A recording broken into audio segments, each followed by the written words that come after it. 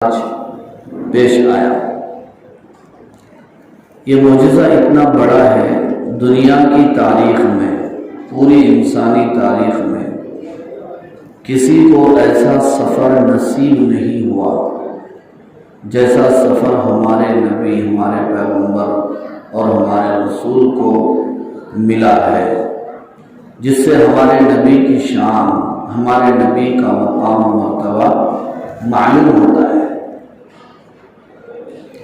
قرآن مجید میں 2 صورتوں میں معراج کا واقعہ بیان کیا گیا ہے۔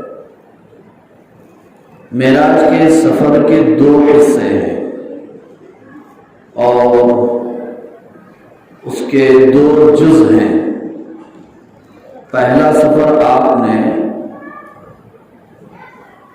بیت اللہ سے، مسجد حرام سے یعنی مکے سے مسجد اقصی تک، بیت المقدس تک فرمایا تھا، اور دوسرا سفر آپ کا بیت المقدس، جس کا دوسرا نام مسجد اقصی ہے، وہاں سے آپ نے عرش اعظم تک سفر فرمایا ہے۔ ابھی آپ کے سامنے سفر کا پہلا حصہ بیان کیا جا رہا ہے۔ گزشتہ آپ کے سامنے بیان کیا گیا کہ آپ صلی اللہ علیہ وسلم مقام حتیم میں آرام فرما تھے، اتنے میں فرشتے آئے، آپ صلی اللہ علیہ وسلم کو جگایا، زمزم کے کنویں کے پاس لے گئے، سینہ چاک کیا، اندر سے دل کو نکالا، زمزم سے دھویا، پھر اس میں جنت سے سونے کی تشتری لائی گئی جس میں علم و حکمت کی باتیں تھیں، وہ باتیں آپ کے سینے میں ڈال دی گئی اور آپ کے سینے کو آئندہ سفر کے لیے مضبوط کیا گیا، تاکہ آئندہ سفر میں جو تجلیات، انوارات، عجائبات آپ دیکھیں تو آپ کا دل برداشت کر سکے، اس لیے سینے کو چاک کیا گیا۔ اس کے بعد براق سواری لائی گئی، حضرت جبرائیل امین نے آپ سے فرمایا کہ اللہ کے رسول، یہ براق ہے، تیز رفتار جانور ہے، اس کی پیٹھ پر آپ سوار ہو جائیے۔ آپ سوار ہو گئے، وہ شوخی کرنے لگا، حضرت جبرائیل نے اس کو تنبیہ کی کہ تو نہیں جانتا کہ تیری پیٹھ پر نبی الانبیاء، نبیوں کے سردار سوار ہے؟ تو وہ رک گیا، ٹھہر گیا، باادب ہو گیا۔ پھر وہاں سے آپ نے براق پر سفر شروع فرمایا۔ حضرت جبرائیل آپ کے ساتھ تھے، حضرت میکائیل آپ کے ساتھ تھے۔ ابتدا میں تو حضرت جبرائیل آپ کے ساتھ سواری پر بیٹھے ہوئے تھے، بعد میں بھی اتر گئے اور لگام پکڑ لی سواری کی۔ ایک فرشتے نے زین تھام لیا، ایک نے لگام تھام لیا۔ آپ نے مسجد حرام سے، مکے سے یہ سفر شروع کیا۔ وہ جانور اتنا تیز تھا، تیز رفتار تھا، اتنا تیز دوڑتا تھا کہ جہاں نگاہ پڑتی تھی وہاں قدم پڑتا تھا۔ اب اس سے اندازہ لگا لیجیے کہ وہ جانور کتنا تیز ہوگا۔ نگاہ اگر بیچ میں کوئی چیز آڑی نہ ہو تو نگاہ کے پڑنے کی کوئی حد نہیں ہوتی کیا؟ اب ہم یہاں سے آسمان کو دیکھ لے رہے ہیں، آسمان تک ہماری نگاہ جا رہی، تو ایسے 7 آسمان ہیں، تو پھر وہ براق کی جو سواری تھی کہ آنند فانند ہمارے نبی جو ہے پہنچ گئے۔ لیکن یہ معجزہ ہے۔ معجزہ اسی کو کہتے ہیں جو عادت کے خلاف جو چیز ہوتی ہے۔ اب اتنے سفر میں آپ نے اتنی چیزیں دیکھی ہیں، ہم اندازہ نہیں لگا سکتے کہ اتنے کم وقت میں ہمارے نبی نے کیا کیا دیکھ لیا۔ اب کوئی یہ سوال نہیں کر سکتا کہ صاحب اتنے ٹائم میں کیسے دیکھ لیے؟ تو بھئی اتنے ٹائم میں دیکھ لیے، اسی کا نام تو معجزہ ہے۔ اگر کئی سال لگتے، کئی دن لگتے، پھر اس میں ہمارے نبی دیکھ کے آتے، تو پھر اس میں معجزہ کیا ہوتا؟ اتنے کم وقت میں، وقت کتنا کم تھا معلوم ہے آپ کو؟ حضور ساتوں آسمانوں پہ جا کے اللہ سے مل کے، جنت جہنم دیکھ کے، مسجد اقصیٰ کو دیکھ کے، نبیوں سے مل کے واپس آنے تک بستر ابھی گرم تھا، دروازے کی کنڈی ہل رہی تھی، وضو کا پانی بہ رہا تھا۔ یہ ہمارے نبی کا معجزہ ہے۔ تو آپ نے مکے سے سفر شروع فرمایا بغداد پر، تو مکے سے لے کر مسجد اقصیٰ تک بیچ میں 4 اسٹاپ آئے۔ کتنے آئے؟ بولو بھی، 4 اسٹاپ، 4 منزلیں آئیں، اور ان 4 منزلوں میں، 4 اسٹاپ میں ہمارے نبی رکے اور 2 رکعت نماز حضرت جبرائیل علیہ السلام کی رائے پر ادا فرمایا۔ ایک مقام آیا جہاں کھجور کے باغات بہت زیادہ تھے، حضرت جبرائیل نے فرمایا اے اللہ کے رسول آپ یہاں پر اتریے، 2 رکعت نماز ادا کیجیے۔ آپ نے 2 رکعت نماز ادا فرمائی۔ اس کے بعد حضرت جبرائیل نے فرمایا یہ مقام کا نام یثرب ہے، یعنی مدینہ منورہ ہے، یہی وہ جگہ ہے جہاں پر آپ ہجرت کر کے آنے والے ہیں۔ پھر اس کے بعد آپ آگے کا سفر آپ نے طے کیا۔ ایک مقام آیا جہاں کی زمین بالکل سفید تھی۔ حضرت جبرائیل امین نے کہا ہے کہ رسول یہاں پر اتریے، 2 رکعت نماز ادا فرمائیے۔ آپ نے 2 رکعت نماز ادا فرمائی۔ حضرت جبرائیل امین نے فرمایا اے اللہ کے رسول یہ حضرت شعیب علیہ السلام کی بستی ہے اور ان کا شہر ہے۔ پھر آپ نے آگے سفر طے فرمایا۔ ایک مقام آیا، حضرت جبرائیل امین نے فرمایا کہ یہاں پر اتریے، 2 رکعت نماز ادا فرمائیے۔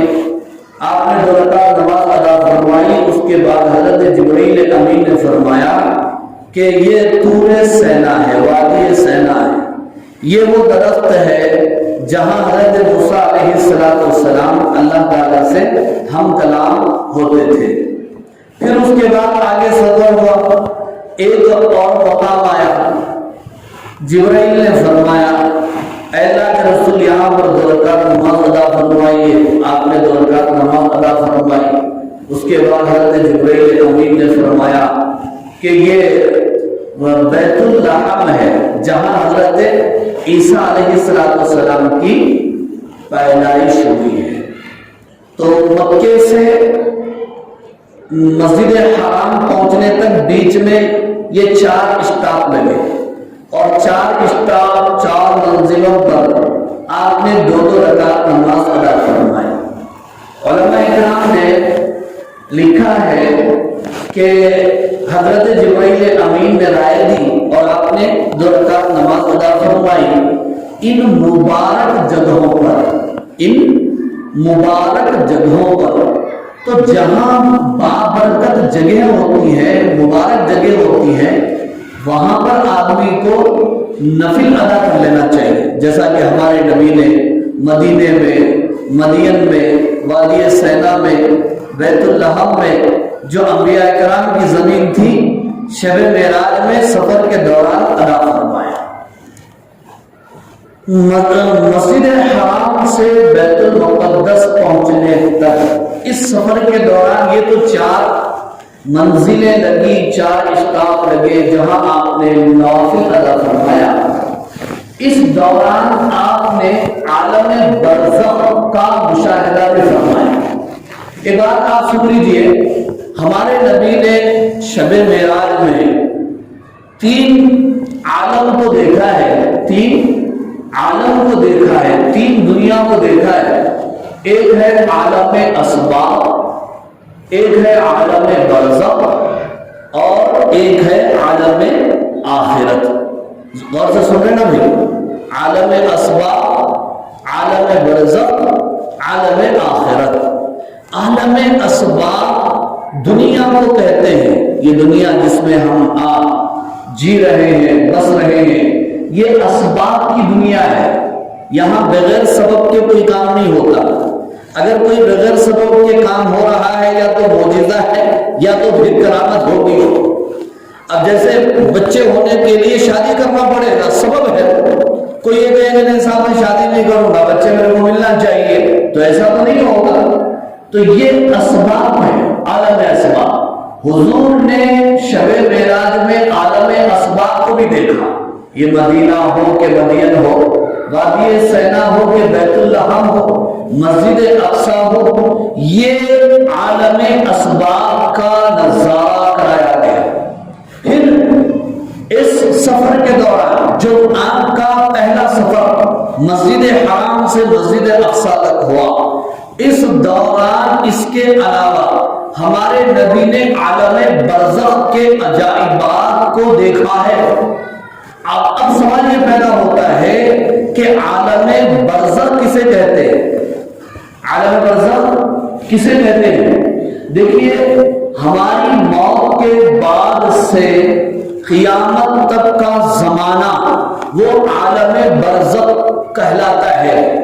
ہر آدمی مرنے کے بعد اس کی روح عالم برزخ میں پہنچتی ہے، اور اس کو ثواب ہو یا عذاب عالم برزخ میں ہوتا ہے۔ اب عالم برزخ کہاں ہے وہ رب العالمین ہی جانتے ہیں، لیکن ہے عالم برزخ جس میں روحوں کو عذاب بھی ہوتا ہے اور ثواب بھی دیا جاتا ہے، اور چین سکون بھی ہے، تکلیف بھی ہے اس کے اندر اپنے اعمال کے حساب سے۔ تو ہمارے نبی نے عالم برزخ کے عجائبات کو، وہاں کے عذابات کو، وہاں کے ثواب کو اور انعامات کو دیکھا ہے۔ کون سے سفر میں؟ یہ جو سفر کہاں سے کہاں تک، مکے سے مسجد اقصی تک ہوا تھا، اس سفر کے دوران عالم برزخ کی چیزوں کو آپ نے دیکھا۔ چنانچہ ایک واقعہ لے لیجئے، حضرت جبرائیل ہے، حضور ہے، براق ہے، سواری ہے، سفر ہے۔ اتنے میں آپ نے ایک بوڑھی عورت کو دیکھا جو حضور کو اپنی طرف بلا رہی تھی، جبرائیل امین نے روک دیا۔ پھر اتنے میں ایک بوڑھے کو دیکھا جو حضور کو اپنی طرف بلا رہا تھا، جبرائیل امین نے روک دیا۔ پھر اتنے میں ایک جماعت ملی جس نے ہمارے نبی کو سلام کیا۔ سلام یہ تھا، السلام علیکہ یا اول، السلام علیکہ یا آخر، السلام علیکہ یا حاشر۔ السلام علیکہ یا اول کا مطلب اے وہ ہستی جو نبیوں میں سب سے پہلی ہے، سلام ہو آپ پر۔ یا السلام علیکہ یا آخر کا مطلب یہ ہوا اے وہ ہستی جو نبیوں میں سب سے آخر ہے، سلام ہو تم پر۔ السلام علیکہ یا حاشر کا مطلب یہ ہوا اے وہ ہستی کہ جس کی وجہ سے حشر کا میدان برپا کیا جائے گا، جمع کیا جائے گا، جس میں آپ سفارش کریں گے اپنی امت کی، اس ہستی پر سلام ہو۔ جبرائیل امین نے ہمارے نبی کو بتایا اے اللہ کے رسول، وہ بوڑھی جو آپ کو اپنی طرف بلا رہی تھی وہ دنیا تھی جس کی عمر اب ختم ہونے کو ہے، وہ عنقریب ختم ہو جانے والی ہے۔ وہ بوڑھا جو آپ کو اپنی طرف بلا رہا تھا وہ ابلیس تھا۔ اگر آپ اس کی طرف متوجہ ہوتے تو آپ کی امت دنیا کو آخرت پر ترجیح دیتی۔ آپ نے اچھا کیا، آپ کی امت دنیا کو آخرت پر ترجیح نہیں دے گی۔ کس نے کہا؟ حضرت جبرائیل نے کہا۔ لیکن علماء کیا لکھتے ہیں؟ حضور نے اس بوڑھے کی طرف متوجہ نہیں فرمایا، لیکن اس کے باوجود ہمارا حال کیا ہے؟ آج ہم آخرت کو چھوڑ رہے ہیں، دنیا کے پیچھے پڑے ہوئے ہیں۔ اگر اتفاق سے حضور اس بوڑھے کی طرف متوجہ ہوتے تو شاید پھر مسجد میں یہ گنے چنے بھی نظر نہیں آتے۔ پھر عالم برزخ کا ایک دوسرا واقعہ لے لیجئے۔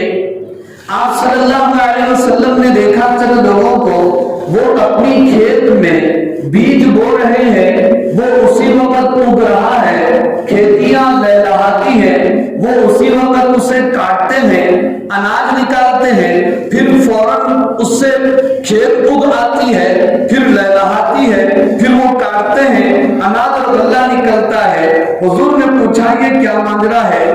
جبرائیل امین نے بتایا اے اللہ کے رسول، یہ وہ خوش نصیب ہیں جو اللہ کے راستے میں جہاد کرتے ہیں، اللہ کے راستے میں اپنا مال خرچ کرتے ہیں، اللہ تعالیٰ ان کو دنیا میں ایسا صلہ دے گا جیسا کہ یہاں پر ان کی کھیتیاں ہو رہی ہیں۔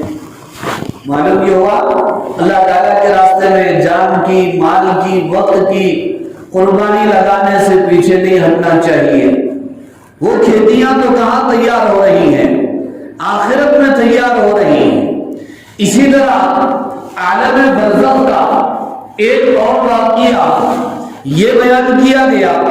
آپ صلی اللہ علیہ وسلم گزر رہے ہیں، آپ نے چند لوگوں کو دیکھا کہ ان کے سامنے کے حصے پر چیتھڑے ہیں، یعنی چندیاں ہیں کپڑوں کی، اور پیچھے بھی کپڑوں کے چیتھڑے ہیں، اور وہ ایسے چل رہے ہیں جیسے بیل چرتے ہیں، اونٹ چرتے ہیں، گائے وغیرہ چرتی ہے، ویسے چل رہے ہیں، اور کانٹے دار غذا وہ کھا رہے ہیں۔ جبرائیل امین نے بتایا اے اللہ کے رسول، یہ آپ کی امت کے وہ لوگ ہیں جو اپنے مال کی زکوٰۃ نہیں دیتے تھے۔ تو عزیز دوستو، معلوم یہ ہوا کہ ہم اپنے مالوں کی زکوٰۃ پر بھی نظر رکھیں اور سالانہ ضرور زکوٰۃ ادا کیا کریں۔ زکوٰۃ کی اہمیت پر انشاءاللہ کبھی بات ہوگی، لیکن ابھی تو میں آپ کے سفر کے عجائبات کو بتا رہا ہوں۔ اسی طرح ہمارے نبی آگے چلے، ایک اور جماعت کو آپ نے دیکھا جس کے سامنے ایک طرف تازہ تلا ہوا بھنا ہوا ہانڈی میں گوشت رکھا ہوا ہے، اور دوسری طرف کچا سڑا ہوا بدبودار گوشت رکھا ہوا ہے، لیکن وہ لوگ جو ہے تازہ بھنا ہوا گوشت چھوڑ کر بدبودار سڑا ہوا گوشت کھاتے ہیں۔ حضرت جبرائیل امین نے بتایا اللہ کے رسول، یہ آپ کی امت کے وہ گنہگار ہیں جو زناکار ہیں، اپنی حلال بیویوں کو رکھتے ہوئے بھی یہ حرام جگہ اپنی خواہشات پوری کیا کرتے تھے، اس لیے ان کو یہ سزا یہاں پر دی جا رہی ہے۔ اس سے بھی معلوم ہوا کہ زنا کتنا خطرناک اور کتنا بڑا گناہ ہے، اور اس کی سزا کتنی خطرناک ہے، اور اس کے اثرات اور ثمرات کتنے برے ہیں۔ اللہ ہم سب کو محفوظ فرمائے۔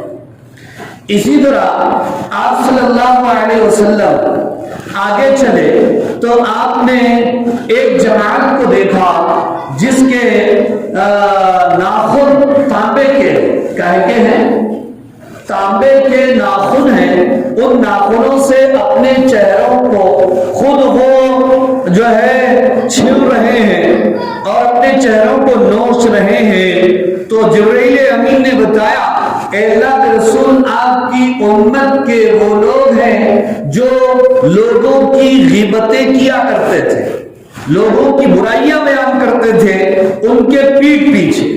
دیکھو بھائی بزرگ اور دوستو، کتنا بڑا گناہ ہے، لیکن آج سماج میں، معاشرے میں، سوسائٹی میں، ہمارے درمیان یہ برائی اتنی عام ہو چکی ہے، ہم اس کو برائی بھی نہیں سمجھ رہے۔ ہم سمجھ کیا بولتے لوگ، ہاں صاحب ہے سو بول رہا ہوں، میں آپ کے سامنے بول رہا ہوں، ان کے منہ پہ بھی میں بولتا ہوں۔ ارے منہ پہ بولنا بھی تکلیف دہ بات ہے، پیچھے بولنا بھی غیبت ہے۔ آپ اصلاح چاہتے ہیں تو اصلاح کی طریقے سے کیجئے، لیکن غیبت نہ کیجئے۔ غیبت بہت بڑا گناہ ہے، کسی کی برائی اس کے پیٹھ پیچھے کرنا، اس کو برا بھلا کہنا، اس کا جو نام بدنام کرنا، خواہ مخواہ۔ آج کل دو تین گناہ بہت عام ہو گئے، ایک تو جھوٹ، دوسری غیبت۔ جھوٹ تو جھوٹ کو کیا سمجھا جا رہا ہے؟ جھوٹ کو ہوشیاری سمجھا جا رہا ہے۔ کتنا بڑا ہوشیار میں، بہت بڑا پلاننگ کرنے والا میں، ارے جھوٹ بولنے کی وجہ سے رحمت کے فرشتے قریب نہیں آتے. آقا دو جہاں سرور کونین احمد مصطفیٰ محمد مصطفیٰ صلی اللہ علیہ وسلم نے فرمایا الصدق ینجی والکذب یہلک، سچائی بچاتی ہے، جھوٹ ہلاک کر دیتا ہے. جھوٹ میں ہلاکت ہے، جھوٹ میں تباہی ہے، بربادی ہے. دھوکہ دینا، گول پھرانا، جھوٹ بولنا، سامنے والے کو جو ہے اس طرح ٹوپی پہنانا، یہ سارے خطرناک گناہ ہیں. آپ نے ایک مرتبہ آپ ایسے بیٹھے ہوئے تھے، کئی باتیں آپ نے ارشاد فرمائی، جب جھوٹ کی بات آئی تو آپ نے ٹیکا چھوڑ دیا اور سیدھے ہو گئے. اس کے بعد فرمایا الا والزور والزور، 3 مرتبہ جھوٹ سے بچو، جھوٹ سے بچو. ایسے ہی غیبت ہے، کسی کی برائی بیان کرنا ہے. امی جان حضرت عائشہ رضی اللہ تعالی عنہا نے ایک مرتبہ کسی کے بارے میں اتنا فرمایا فلاں تو موٹی ہے. حضور نے فرمایا عائشہ تم کیا کہہ رہی ہو، یہ بات یہ تو غیبت میں ہے. تم نے اتنی خطرناک اور جو ہے بات کہی ہے کہ اس بات کو سمندر میں ڈال دیا جائے تو سمندر بھی بدبودار ہو جائے. تو آپ حضرت عائشہ رضی اللہ تعالی عنہ نے کہا اللہ کا رسول جو بات تھی میں نے وہی کہہ دیا، وہ موٹی ہے تو میں نے موٹی کہا، اس میں کون سی بات ہے؟ تو حضور نے فرمایا جو ہے وہ بولنا غیبت ہے، جو نہیں ہے وہ بولنا تہمت ہے، اور تہمت بھی بڑا گناہ ہے، غیبت بھی بڑا گناہ ہے. تو تہمت سے بچنا، غیبت سے بچنا. ایک اور گناہ ہے بدگمانی، کسی کے بارے میں الٹا ہی سوچنا، صحیح نہیں سوچ سکتے ہو، ہمیشہ نیگیٹو سوچ، پازیٹیو سوچ نہیں، مثبت سوچ نہیں، ہمیشہ دوسروں کے اوپر نظر رکھنا، جاسوسی کرنا، بدگمانی کرنا، لوگوں کی ٹوہ میں رہنا اور اس کے پیچھے لگے رہنا. یہ کیا کر رہا ہے؟ قرآن کی روشنی سے سب یہ ناجائز حرام ہے، حرام. سورۃ الحجرات دیکھ لیجئے، میں حافظ نہیں ہوں مگر وہ آیتیں تو برابر موجود ہیں. وَلَا تَجَسَّسُوا، کسی کی جاسوسی مت کرو. وَلَا يَغْتَبْ بَعْضُكُمْ بَعْضًا، کہ تم میں سے کوئی ایک دوسرے کی غیبت نہ کرے. اس میں یہ بھی کہا گیا کہ بدگمانی مت کرو. یہ چیزیں کیا ہے؟ بدگمانی، بدزبانی، جھوٹ، غیبت، یہ معاشرے کو تباہ کر کے رکھ دیتا ہے، محبت کی جڑیں کاٹ دیتا ہے، نفرت کے بیج بو دیتا ہے. اگر ہم یہ چاہتے ہیں نفرت کو ختم کر دے، محبت کے پھول کھلائیں، محبت کے گلشن اگائیں، تو پھر ہمیں ان چیزوں سے پرہیز کرنا چاہیے. حضرت جبرائیل امین نے حضور اکرم صلی اللہ علیہ وسلم کو بتایا کہ آپ کی امت کے وہ لوگ ہیں جو لوگوں کی برائیاں کرتے تھے، لوگوں کی پگڑیاں اچھالا کرتے تھے، لوگوں کی غیبتیں بیان کرتے تھے. آج ان کو یہ سزا دی جا رہی ہے کہ وہ خود اپنے تانبے کے ناخنوں سے اپنے چہرے کو نوچ رہے. یہ وہ سفر ہے آپ نے مسجد حرام سے بیت المقدس تک فرمایا. بیچ میں 4 منزلیں آئیں، عالم برزخ کے عجائبات کو آپ نے دیکھا. چونکہ وقت ہو چکا ہے، یہیں پر میں اپنی